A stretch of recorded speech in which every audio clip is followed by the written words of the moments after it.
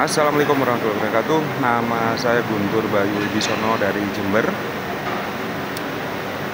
dari Kepala Sekolah SDN Banjarsengon 02. Kalau melihat permainan dinamika kelompok tadi, dapat kami refleksikan, yaitu dapat kita lihat keterlibatan yang pertama, yaitu keterlibatan setiap anggota kelompok.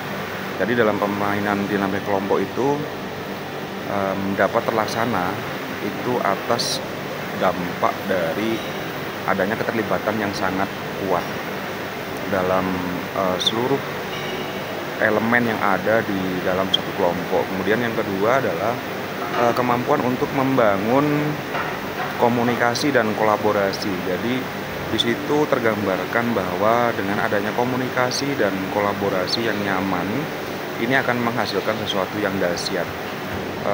Ada beberapa inisiasi, ada beberapa ide dan pendapat dari berbagai peserta, namun dengan adanya satu visi dan ditambah dengan komunikasi yang baik dan didukung oleh kolaborasi yang baik juga, maka akan menghasilkan sesuatu yang sesuai dengan apa yang diinginkan bersama.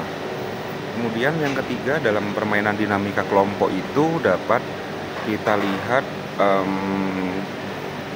kepemimpinan. Jadi sosok pemimpin di situ ada, ini kan ya, ada sosok pemimpin yang dipanggil tadi itu.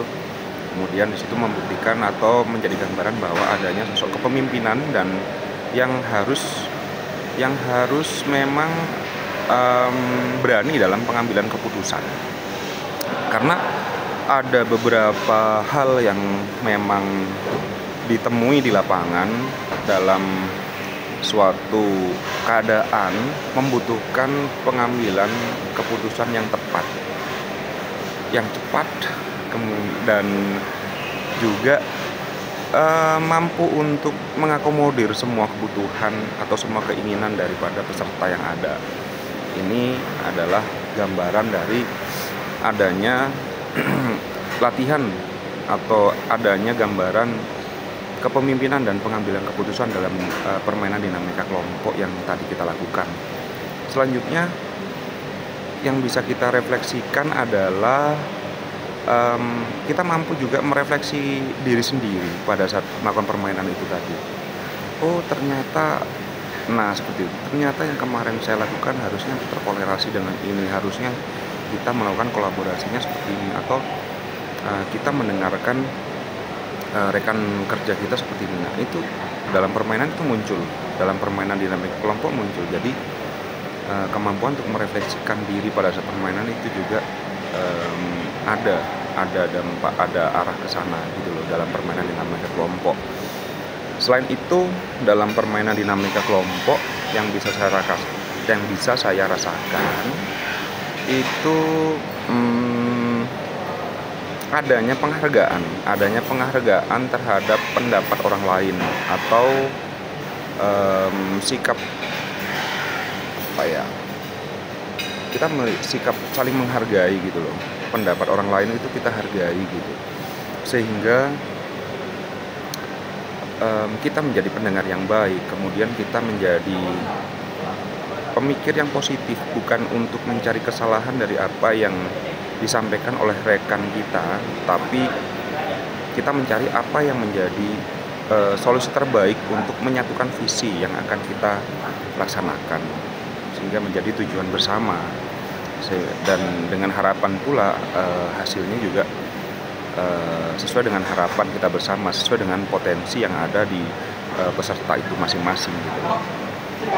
Kemudian di permainan dinamika kelompok itu muncul juga keterampilan sosial emosional ya. Kita tidak mempertahankan kehendak kita, tidak mempertahankan keinginan kita gitu, tapi kita berusaha untuk mengkolaborasikan. Karena ketika kita mempertahankan keinginan kita dalam permainan itu, maka akan semakin kacau hasilnya nanti. Itu gambaran dari permainan dinamika kelompok yang bisa saya refleksikan. Ada lagi yang terakhir, yaitu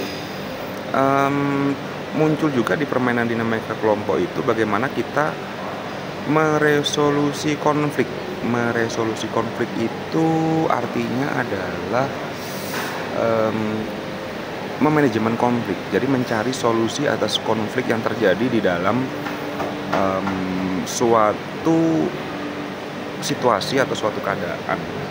Sehingga dalam permainan dinamika kelompok itu kita juga dapat merefleksikan bagaimana kita untuk memberikan solusi atau mencari solusi terbaik yang dapat atau yang mampu untuk mengakomodir semua keinginan hingga menjadi satu tujuan bersama. Yang pasti dalam permainan dinamika kelompok ini, pemberdayaan daripada potensi peserta sesuai dengan potensi yang ada dalam diri peserta masing-masing itu yang paling dioptimalkan. Demikian refleksi dari saya, Purba Dwi Nusono dari Jember, Kepala Sekolah SDN Banjar Simon 02. Terima kasih.